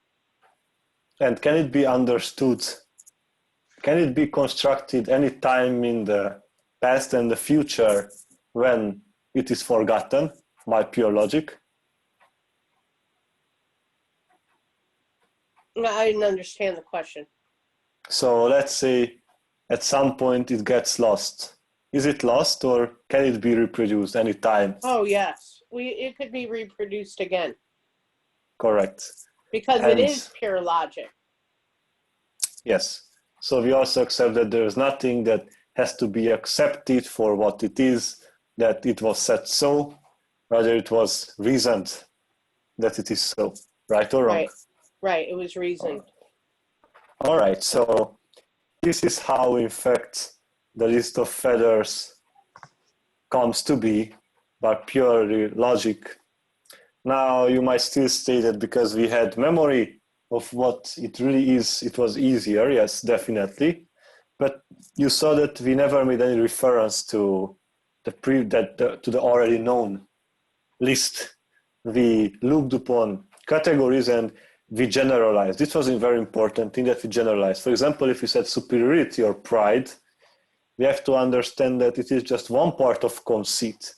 Because the moment you feel superior, you also assume inferior. And then in between there is the equal. So right away, you have to be general, very general. And this is the point of the list of feathers, that it's very general, but at the same time, it's very to the point. There's no thing that is left outside of the list. And then what happens next is that you identify the 4 stages of enlightenment, which we do just now very fast, not like we will again not name them as the Buddha. It's simply because imagine that we are the Buddha back there 2,500 years ago, and we decided that yes, this is the list. Now see whether if I give up these or not, what is my destination? And because he also he had to see all these wrong views, simply things that are connected to the material, fine material, immaterial, and simply that which doesn't let you get finally free. So what he saw is that the moment you give up wrong view about things, namely you no longer care about identities, you no longer have skeptical thinking about the effectiveness of the past because you saw it for yourself that it's effective, and that you no longer cling to rituals because you understand that those are mundane things with mundane results. At that moment, he said that there is something that happens, and because he also experienced it, there is something that happens within the mind, something extremely freeing, extremely blissful, when you give up these 3, when you no longer have wrong view about things. And then he said, those who remove these 3 have already right view, and normally they will tend towards the supramundane plane. And then he said these are sotapannas, which means stream enterer, because he used this metaphor that there is the stream which leads you to the end if you just, if you are just in the stream, and the stream, takes you wherever is the destination. And the destination is the quenching of all the feathers, the eradication of all the feathers, and naturally the being will go towards this. Now the next question, what he said is that at most 7 lifetimes. How did he know that 7 lifetimes is the maximum number of a Sottapana's upcoming lives? Or 0 if, of course, if they, so from 0 to 7, any number of lives they can live, and then they attain arahantship, that they eventually remove all the feathers. Well, there are 2 reasons for which he knew that there are 7. Number one, in the past, before his lifetime as the Buddha, there's this so-called divine eye that can be manifested within the meditation. It comes from the 5th jhana and this particular meditation objects. And the point is that with this, beings could see, even Buddha and his chief disciples could see beings in hells, heavens, anything. They could see, they could trace just any being in samsara. And therefore, it can be said that through this divine eye, divine understanding, he could in fact see, the Buddha, that there has never been anyone who would remove the first 3 feathers and would have lived more lives than 7. So one is like a very practical understanding that there has never been any being who would have lived more than 7 lives after having become a Sottapana, and then they would become arahants.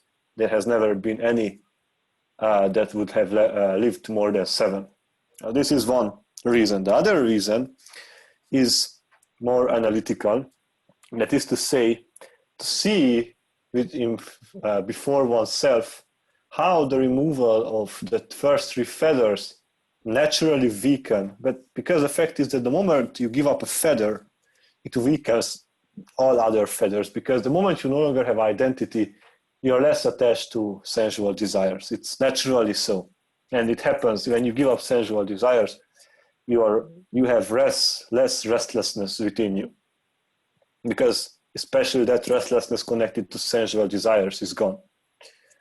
So analytically, observing what happens within the mind after giving up the first 3 and how the mind tends towards freedom from that moment, one can see that 7 is enough.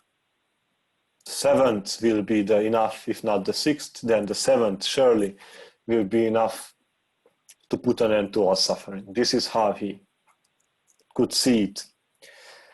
And the next one is sensual desire and ill will. And obviously we feel that those 2 come together, because then we speak about fine material, immaterial words. So certainly sensual desire and ill will come together in the order of abandoning, because it's true, in fact, that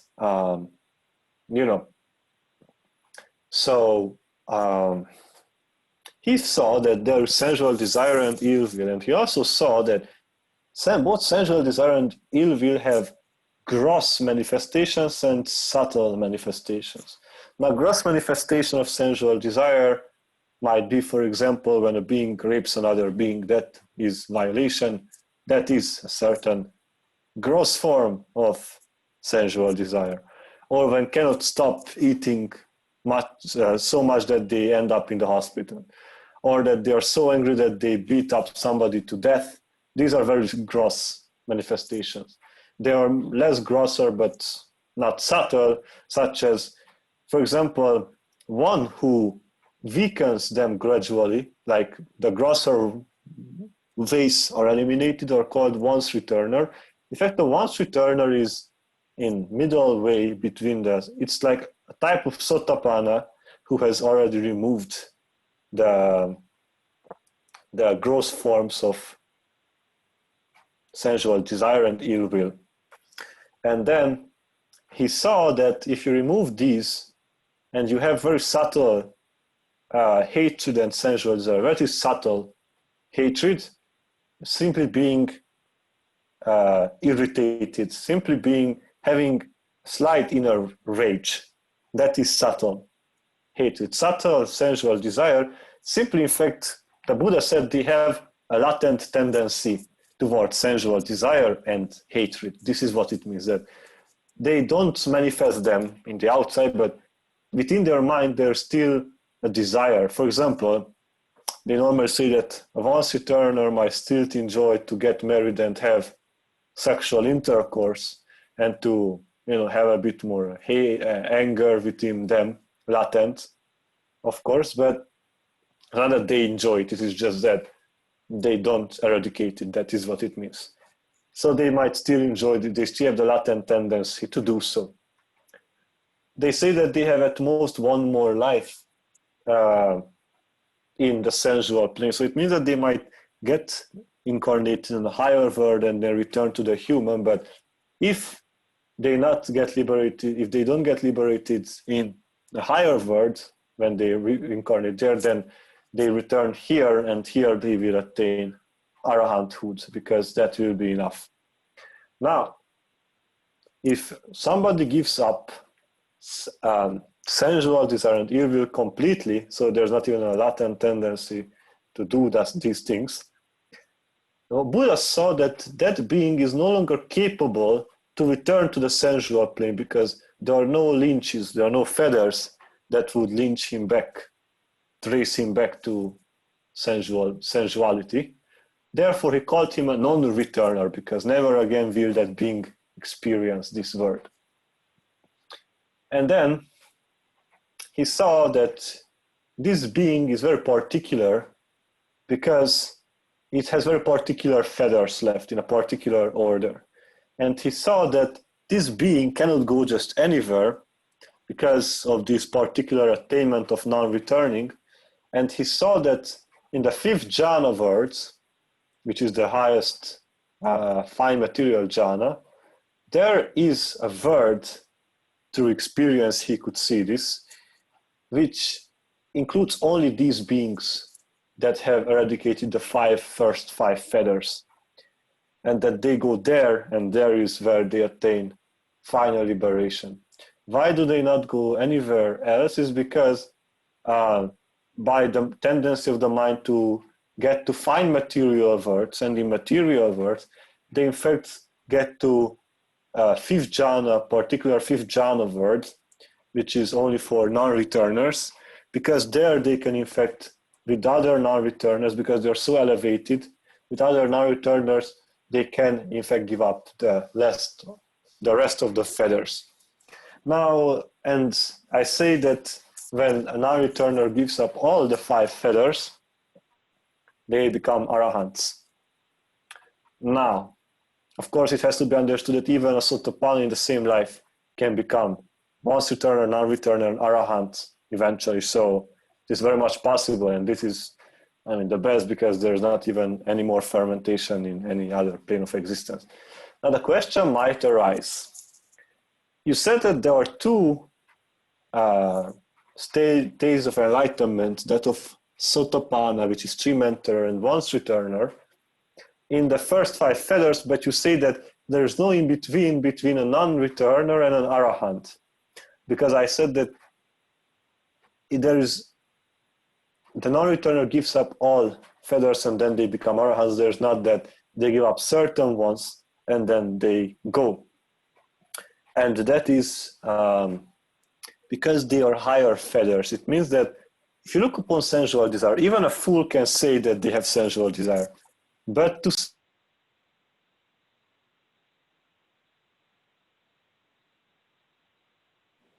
You muted, Krishna. Oh, sorry. Which was the last thing that you could hear?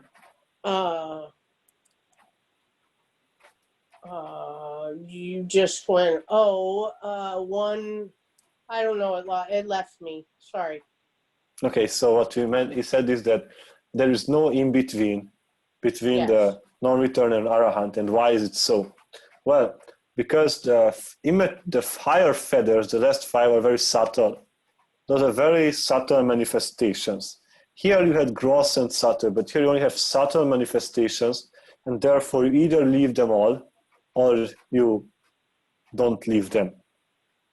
So, I mean, in the case of a non-returner, there's no question, but in the case of just analytically thinking, that is the point, that simply conceit in that pure form of pure, in the sense that it's only present in fine material bird desire, immaterial bird desire, and conceit itself, it's very subtle already. It's not based on identity or sensual desire or ill will. It's simply purely above, below, who is there. That is the thing with it.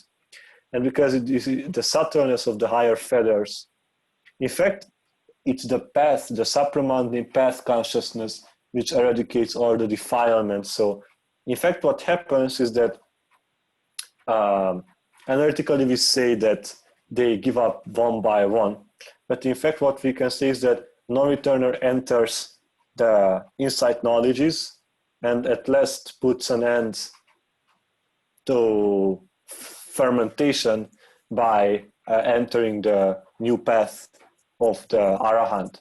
So yes, they have to weaken all of them, and they also give them up, and then they enter Arahanthood. Now the question is that whether they give up the feathers one by one, or all of them just move away. And in fact, this question is better to be left to experience rather than being spoken of, because it is said, for example, that only an Arahant doesn't have conceit. So to think that there's a non-returner without conceit, because you might give up that feather earlier than the other ones, would mean that there can be a non-returner without conceit. But in fact, it is said that only an Arahant there is no more conceit. So it is in fact the path consciousness of Arahanthood that removes all the defilements. In fact, it removes greed, hatred, and delusion. And therefore, all the manifestations of greed, hatred, and delusion will eventually be removed. But let it be answered by experience and not by analytical thinking. So this is in fact all that is to be said about the reconstruction of the list of feathers. If there's any more comments, then please do so. And if not, then thank you very much for listening.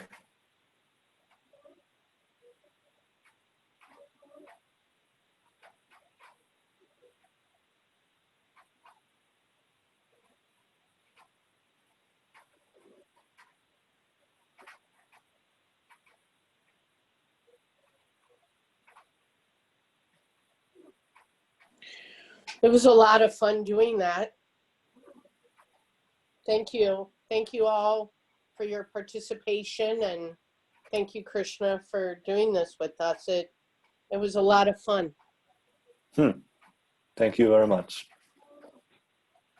Yes, thank you, Krishna. A lot of things. Wow. I could have listened to this again. Thank you. And thank you, Mael.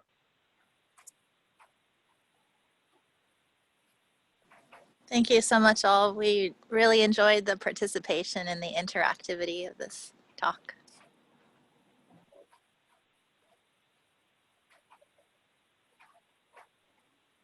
All right, we shall go ahead and conclude this Krishna Speaks recording. Om.